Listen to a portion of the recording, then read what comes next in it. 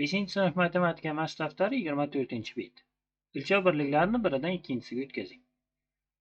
1 millilitr necha litr?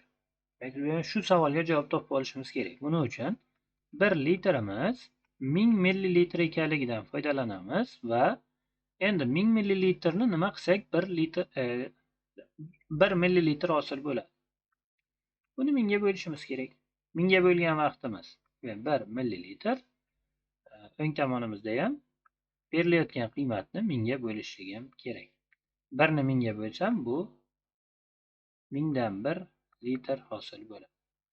Xulosa qiladigan bo'lsak, millilitrda beriladigan qiymatni 1000 ga bo'lgan vaqtimda litr hosil bo'lar ekan. Ya'ni endi 56 ni bo'lamiz 1000 ga. Javobimiz 0,1000 dan 56 litr hosil bo'ladi. 703 ni bo'ladigan bo'lsak 0,1000 dan 703.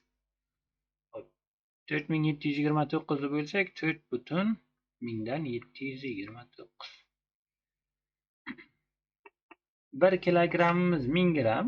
Demak 1 grammimizni kilogram orqali ifodalash uchun gramni bo'lamiz 1000 ga. 615 ni 1000 ga bo'lsam 0,1000 dan 615. 8,1000 dan 28. 98,1000 dan 732.